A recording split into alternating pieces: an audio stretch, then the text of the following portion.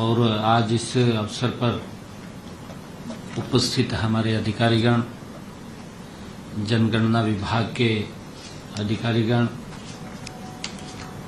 हमारे हरियाणा सरकार के सभी वरिष्ठ अधिकारीगण, चीफ सेक्रेटरी साहब अनुराग रस्तोगी जी, उपस्थित पत्रकार एवं छायाकार मित्रों,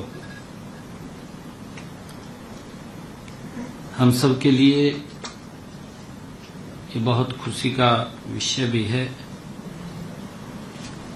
कि आज जनगणना का ये प्रारंभ हुआ है, शुरुआत हुई है। मैं आप सभी के माध्यम से हरियाणा के प्रत्येक नागरिक तथा जनगणना 2027 का ये संदेश भी आप सबके माध्यम से पहुंचाना चाहता हूं। साथियों, यह केवल एक प्रशासनिक प्रक्रिया नहीं है, बल्कि हमारे विकसित हरियाणा, विकसित भारत की आधारशिला है। जनगणना के महत्व को देखते हुए देश के यशस्वी प्रधानमंत्री आदरणीय नरेंद्र मोदी जी ने हमारी जनगणना हमारा विकास की बात उन्होंने कही है। उन्होंने ये बात कही है कि हमारी जनगणना हमारा विकास यह एक संकल्प है जो हर नागरिक की भागीदार से वो साकार होगा। हर नागरिक को उसमें अपना सहयोग देना होगा। हमारे देश में जनगणना का पुराना इतिहास रहा है, हम सब जानते हैं। इसकी सही तरीके से शुरुआत जो हुई, प्रथम दृष्टया में अगर हम देखें तो 1872 में इसकी जनगणना की शुरुआत हुई थी। इस समय देश में स्वतंत्रता के बाद 8वीं और हरियाणा के गठन के बाद ये 6ठी जनगणना हो रही है। भारतीय जनगणना को विश्व की सर्वश्रेष्ठ जनगणनाओं में से एक माना जाता है। हरियाणा में जनगणना का प्रथम चरण आगामी 1 मई से 30 मई 2026 तक होगा। इस दौरान मकानों की जनगणना, जो मकानों की गणना है, वह सूचीकरण का कार्य पूरा किया जाएगा। और इससे पहले 16 अप्रैल से 30 अप्रैल तक सब गणना की सुविधा भी उपलब्ध कराई गई है। यह डिजिटल भारत की दिशा में एक महत्वपूर्ण कदम है। यह नागरिकों को स्वयं अपनी जानकारी दर्ज कराने का अधिकार और सुविधा प्रदान करता है। जनगणना वह मजबूत आधार है, हम सब जानते हैं, जिस पर हमारे देश व राज्य की विकास योजनाएं तैयार होती हैं। उसी से ही जो आदरणीय प्रधानमंत्री जी ने कहा है और उन्होंने जो नारा दिया है, हमारी जनगणना हमारा विकास, ये इसी के ऊपर आधारित है। इसी के ऊपर योजनाएं तैयार होती हैं।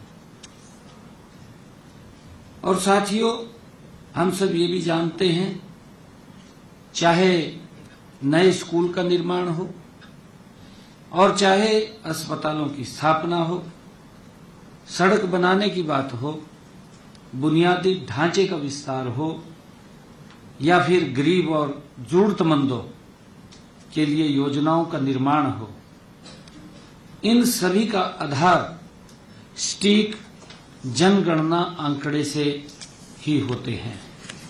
इसको हम सब, क्योंकि ये बहुत ही महत्वपूर्ण, ये जनगणना का जो प्रारंभ हो रहा है, ये बहुत ही महत्वपूर्ण विषय है। और यदि आंकड़े सटीक होंगे, हम सब ये भी जानते हैं कि यदि आंकड़े सटीक होंगे तभी योजनाएं प्रभावी होंगी, न्याय संगत होंगी। और प्रदेशवासियों को मैं ये भी कहना चाहता हूं आप लोगों के माध्यम से कि आप अपने परिवार की इसमें सही जानकारी और सटीक जानकारी भरें। सही जानकारी से ही प्रदेश की विकास की गति बनेगी। मुझे खुशी है कि इस बार की जनगणना को डिजिटल माध्यम से ये की जाएगी। जैसा अभी प्रेजेंटेशन के अंदर भी आप लोगों को बताया गया है, इससे यह अधिक पारदर्शी और नागरिक केंद्रित बनेगी, क्योंकि व्यक्ति ने स्वयं अपनी मोबाइल से भी वो अपनी जानकारी दे सकता है। सब गणना की सुविधा के माध्यम से नागरिकों को अपने मोबाइल,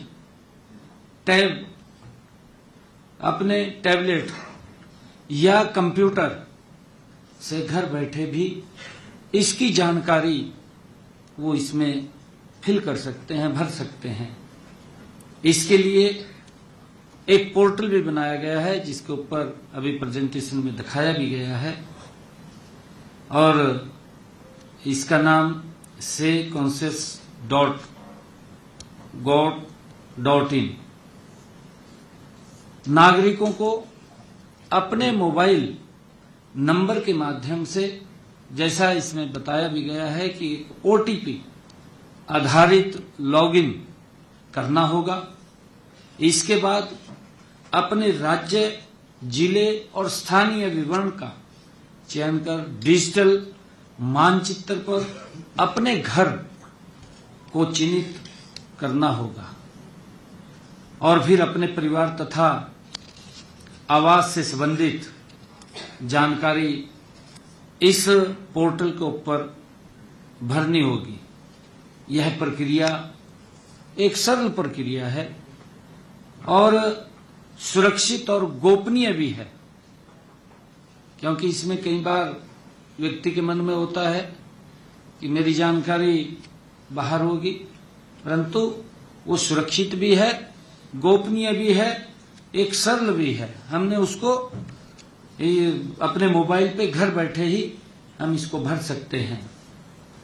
साथियों, जैसा कि आपने अभी देखा भी है, क्योंकि मैंने भी स्वयं इस प्रक्रिया में भाग लेते हुए सब गणना की है, मैंने स्वयं उसको भरा है, भर करके उसको मैंने सबमिट किया है।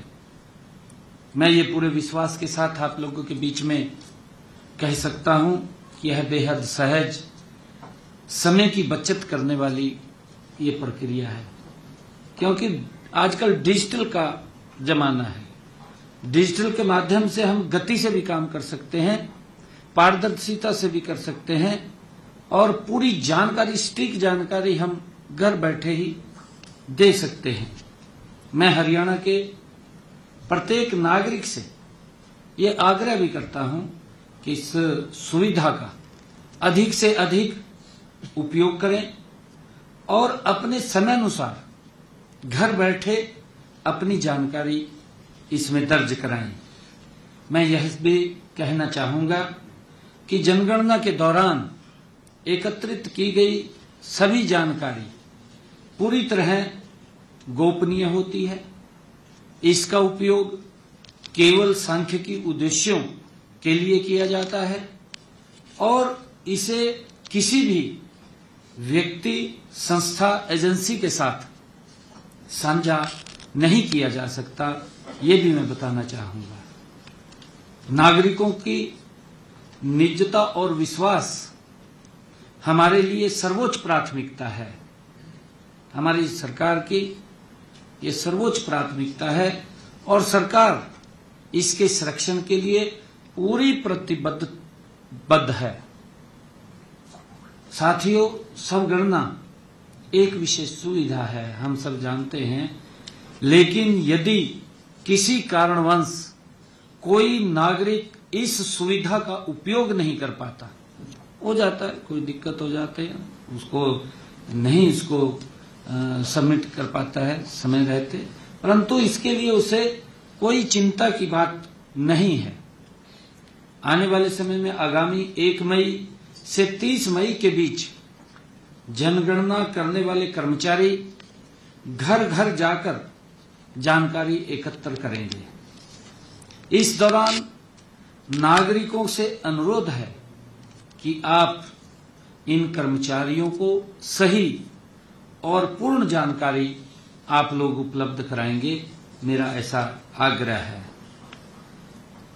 सभी पत्रकार साथियों से मैं इस अवसर पर विशेष रूप से आप लोगों के माध्यम से मैं युवाओं, स्वयं सहायता समूह और रेजिडेंट वेलफेयर एसोसिएशन, पंचायत प्रतिनिधियों, नगर पार्षदों और समाज के सभी जागरूक वर्गों से मैं अपील करता हूं कि वे इस अभियान को जन आंदोलन बनाने में अपनी सक्रिय भूमिका अदा करें।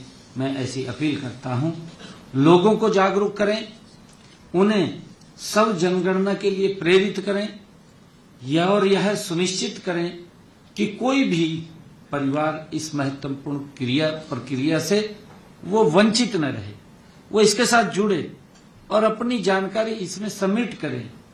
मैं जनगणना से जुड़े हुए सभी अधिकारियों और कर्मचारियों को इस अभियान की सफलता के लिए मैं बहुत बहुत शुभकामनाएं और बधाई देता हूं।